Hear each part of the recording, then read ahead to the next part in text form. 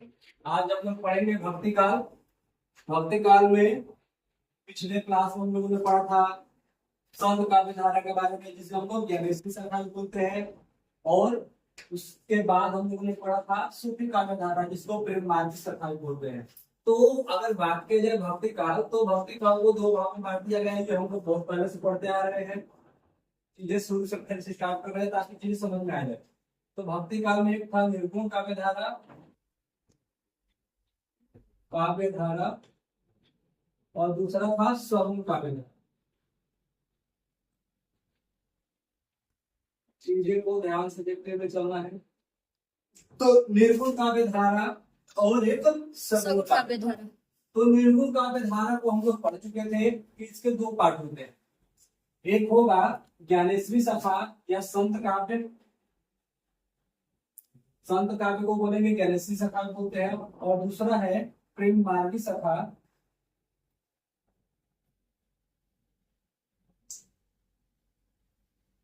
या फिर सूफी काव्य।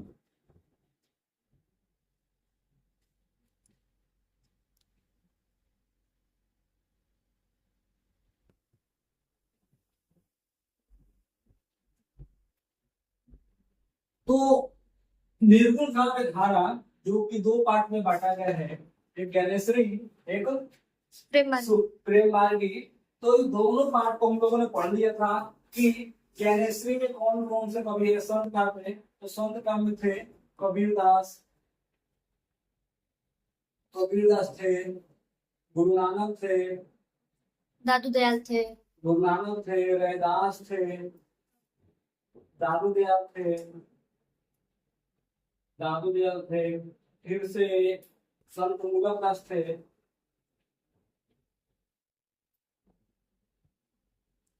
फिर लास्ट में हम लोग श्याम सुंदरदास थे।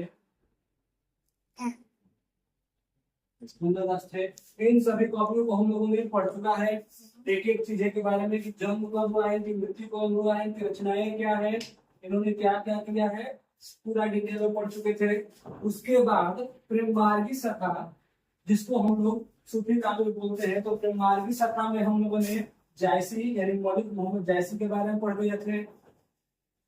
मलिक मोहम्मद जायसी, फिर मलिक मोहम्मद जायसी के बाद हम लोगों ने कुतुबन,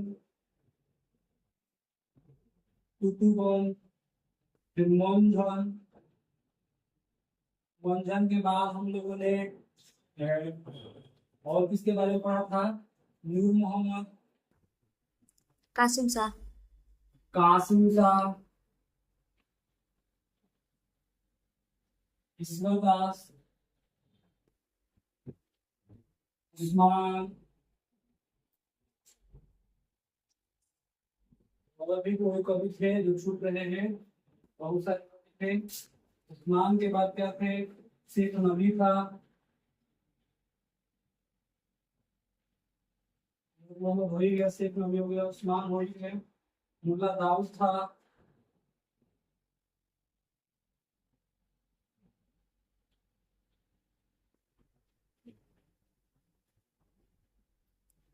तो बात किया जाए अगर निर्गुण काव्य धारा की, तो निर्गुण काव्य धारा में हम लोगों ने इतने सारे कवियों को पढ़ लिए थे। संत काव्य कबीरदास, गुरु नानक, रैदास, दादू, संत मूलकदास, ईश्वरदास, सुंदरदास, और प्रेमार्गी में मलिक मोहम्मद जैसी, कुतुबन, मंझन, फिर से ईश्वरदास, कासिम शाह, नूर मोहम्मद, उस्मान, और मुल्ला दाऊद, शेख नबी, इन सब के बारे में पढ़ लिए थे। अब हम लोग को पढ़ना है सगुण काव्य धारा। हम लोग का नेक्स्ट पार्ट में पढ़ना है सगुण काव्य धारा। तो सगुण काव्य धारा को भी दो भाग में बांट दिया है, जिसे पहले बता चुके हैं। एक का नाम है हमारा राम भक्ति शाखा,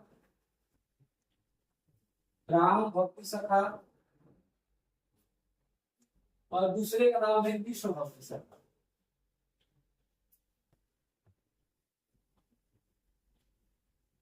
एक का नाम है राम भक्ति शाखा, दूसरे का नाम है कृष्ण भक्ति शाखा। तो सगुण काव्य धारा की अगर बात की जाए कि कितने भागों में बांट दिया गया है, तो इसको बताएंगे कि सगुण काव्य धारा क्या सगुण भक्ति धारा को दो भागों में बांट दिया गया है। एक तो राम भक्ति सखा के नाम से है, दूसरा कृष्ण भक्ति सखा के नाम से है। तो यहाँ तक तो समझ में आ गया है चीजें। अब हमें समझना है कि सगुण मतलब होता क्या है। सगुण तो पढ़ रहे हैं, लेकिन इसका मीनिंग समझना है कि सगुण मतलब होता क्या है। तब चीजें और आसानी से चीजें समझ में आएगी। तो पहला है हम लोग कहेंगे सगुण भक्ति। आखिर में सगुण होता क्या है, तो ये होगा सकार ईश्वर। इसका मतलब होता है सकार ईश्वर। सकार ईश्वर एक होता है निराकार, एक होता है सकार। तो निराकार में ईश्वर दिखाई नहीं देंगे, लेकिन उन ईश्वर को मानकर पूजा पाठ उपासना भक्ति भाव किया जाता है। वो निराकार, जिसको निरंकार हम बोलते हैं। आज के जमाने में संत निरंकार सुने होंगे लोग। तो एक होता है निराकार, दूसरा होता है सकार। तो सकार ईश्वर मतलब जो मान के चलो कोई मूर्ति है, तो उसमें हम लोग ईश्वर का प्रतिरूप देखते हैं, और उसी के ईश्वर का प्रतिरूप मान कर पूजा पाठ आराधना क्या करते हैं, उसी को बोलेंगे सकार ईश्वर। ठीक है। जैसे कि मान के चलो, जैसे शिव जी की मूर्ति है, या भगवान विष्णु की है, या राम की है, तो उन लोग की मूर्ति को भी हम लोग भगवान मानते हैं। जिसके भगवान देवता की मूर्ति हो, उसी की मूर्ति को हम लोग क्या मानते हैं, भगवान मानते हैं। और उसी के आधार पे क्या करते हैं, उनकी पूजा पाठ आराधना उपासना करते हैं। तो ये क्या कहलाएगा, सकार ईश्वर। ठीक है। यानी जिसका मतलब ये होता है कि जिसका कोई आकार, सकार ईश्वर का मतलब क्या होगा, जिसका कोई आकार हो, लोग उसी को क्या कहेंगे, सकार ईश्वर कहेंगे। ठीक है। तो ये समझ में आ गया कि सगुण भक्ति का मतलब क्या होगा। तो सगुण भक्ति का मतलब होगा सकार ईश्वर, जिसका कोई रूप हो, आकार हो, रंग हो, जिसको हम लोग देख कर क्या करते हैं, भगवान की पूजा करते हैं, आराधना करते हैं, उपासना करते हैं। ठीक। तो यहाँ तक तो क्लियर हो गया चीजें। तो अब आगे से हम लोग देखेंगे धीरे धीरे एक एक पॉइंट करके सगुण काव्य धारा में। अब एक एक पॉइंट समझते हुए आगे बढ़ते हुए चलेंगे। सगुण काव्य धारा में है क्या, इसमें हमें पढ़ना क्या है। तो आगे हम लोग डालेंगे महत्वपूर्ण तथ्य, इसके बारे में समझेंगे कि सगुण काव्य धारा में क्या क्या चीजें इम्पोर्टेंट है और क्या क्या हमें पढ़ना है। तो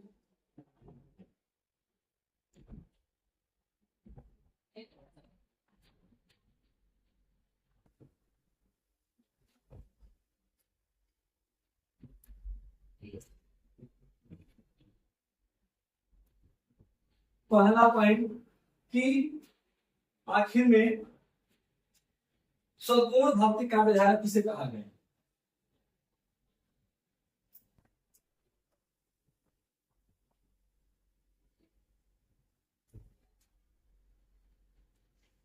तो पहला ही पॉइंट बनता है कि सगुण भक्ति काव्य धारा किसे कहा गया।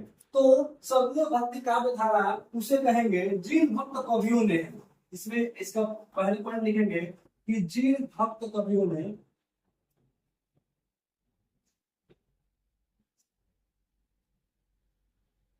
पहला पॉइंट इंपॉर्टेंट है, प्यार वाला क्वेश्चन है।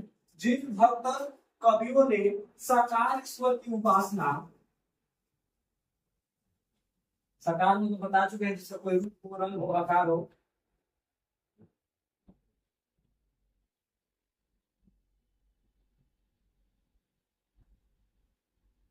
जिन भक्त कवियों ने साकार ईश्वर की उपासना की, उपासना मतलब भक्ति की, और जो काव्य रचना की, और जो काव्य रचना की, उसको ही सगुण भक्ति काव्य धारा कहा गया।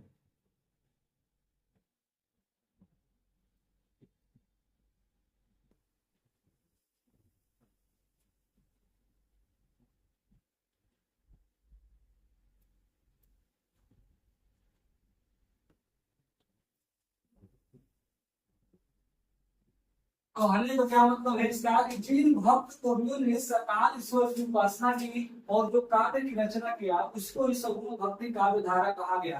अब ये समझ में तो नहीं आ रहा होगा कि इसका मतलब क्या कहा जा रहा है। तो इसका सिंपल सा मतलब ये है कि मान के चलो कोई भगवान की मूर्ति है, जिसमें भगवान शिव की मूर्ति है, मान के चलो शिव जी की मूर्ति है, अकाल की यहाँ पे मान के चलो मूर्ति है। तो किसी को भगवान शिव की पूजा करना है, किसी को भगवान शिव की पूजा करना है, उपासना करना है, भक्ति करना है, तो क्या करेगा, इस मूर्ति में भगवान शिव को मान लेगा, इस मूर्ति में भगवान शिव की क्या है, अंश है या भगवान शिव बसते हैं। अब उन्हीं को देख कर अब इसके मन में जो भी काव्य करने या रचना रचने का विचार आएगा और उसके बाद जो रचना करेगा वही कहलाएगा कि क्या है, वही सगुण भक्ति काव्य धारा। सिंपल सी बात है, जो हम लोग मूर्ति देख रहे हैं या फिर जिस भगवान की मूर्ति देख रहे हैं और उसको देख कर जो हम भगवान मान रहे हैं उस मूर्ति में कि उस भगवान की अंश है, मूर्ति है या उनमें उनका क्या है, दिखाई देते हैं भगवान, उसके बाद से जो रचना करेंगे वही कहलाएगा सगुण भक्ति काव्य धारा। अब दूसरा पॉइंट है कि सगुण भक्ति काव्य धारा, सगुण भक्ति काव्य धारा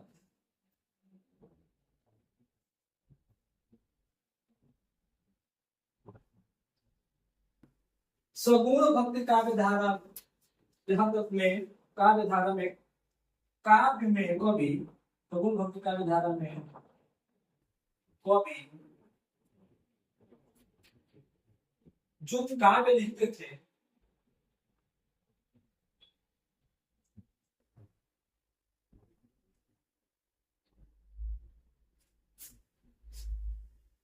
वो अवतारवाद में विश्वास करो।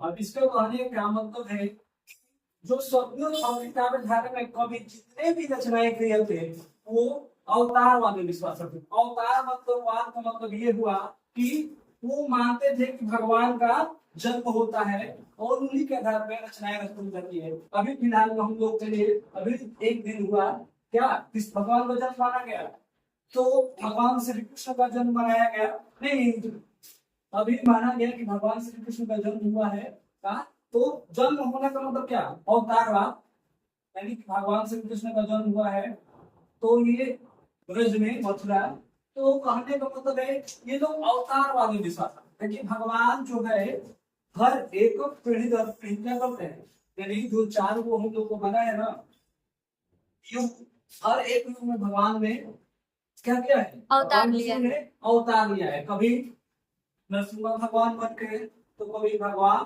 राम बन के, तो कभी कृष्ण भगवान बन के, ठीक है, तो कभी अभी अब अवतार लेंगे कल की रूप में ऐसा माना जाता है।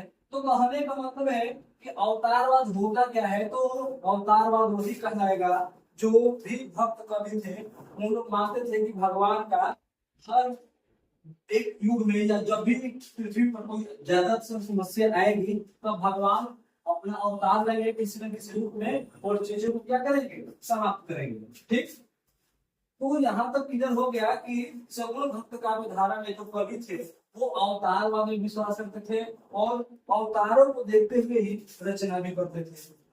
अगर बात किया जाए कि अगर सगुण भक्ति का प्रवर्तन, सगुण भक्ति के प्रवर्तक का श्रेय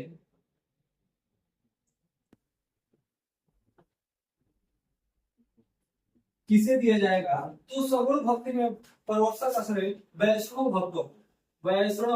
भक्तों को दिया जाएगा।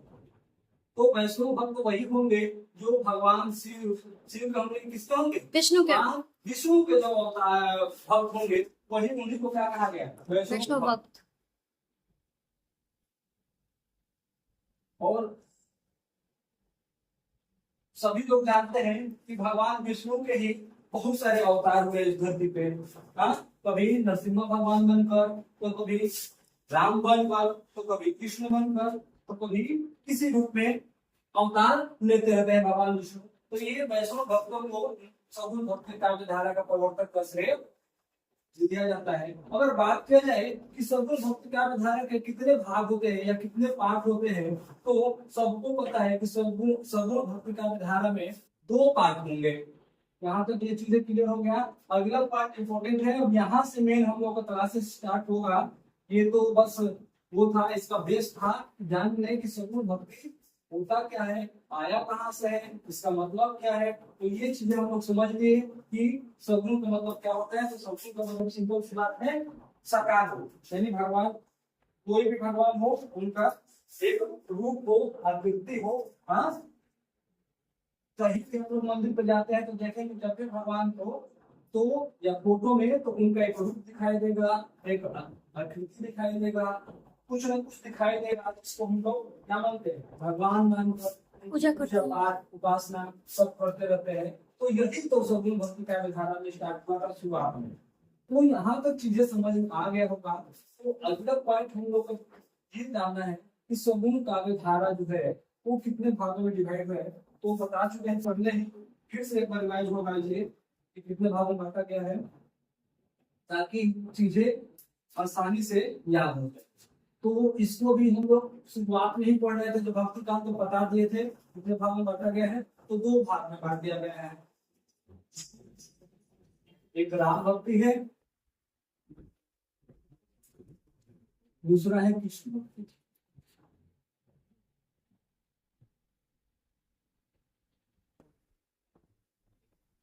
तो नाम से ही लग रहा है राम भक्ति, तो इसमें भगवान श्री राम के बारे में, यानी उनकी भक्ति के बारे में, उनकी उपासना के बारे में, उनके बारे में बातें बताई जाएगी राम भक्ति शाखा में।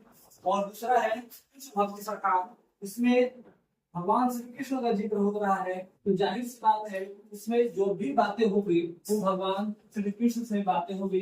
भगवान श्री कृष्ण के भक्त कवि कौन कौन से थे, भगवान राम जी कृष्ण भक्त कवि कौन कौन से थे, इनके बारे में हम लोग पढ़ेंगे। तो बात करें कि अगर इसको क्या बोला जाता है, तो राम भक्ति शाखा बोला जाता है और इसको कृष्ण भक्ति शाखा बोला जाता है। अगर इसके प्रवर्तक की बात की जाए राम भक्ति का, तो है तुलसीदास, तुलसीदास जी है। अगर कृष्ण भक्ति का विधारा के प्रवर्तक की बात की जाए तो सूरदास। तो ये क्वेश्चन पहले ही आ जाता है कि प्रवर्तक को भी कौन है।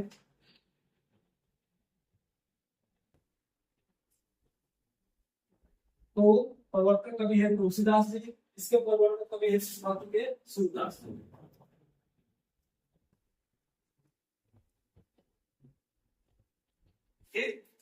अगर बात किया जाए कि वास्तविक परिवर्तक कौन है, वास्तविक परिवर्तक, तो वास्तविक परिवर्तक कवि कौन है।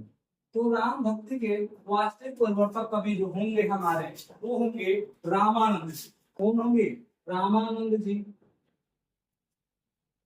जिसको रामानुज बोला जाता है। ठीक, अगर बात की जाए प्रतिनिधि कवि कौन है,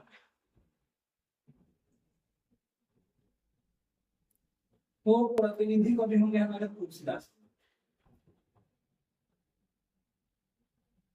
और अगर इसके बात किया जाए तो इसके हैं सूरदास।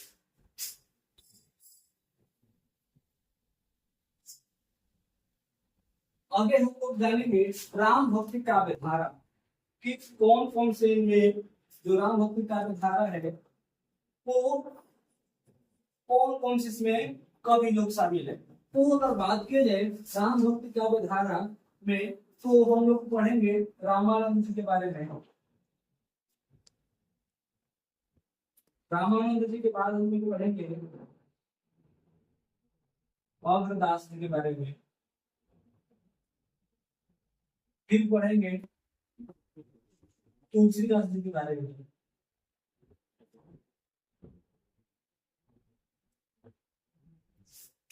तुलसीदास जी के बाद हम लोग ईश्वरदास,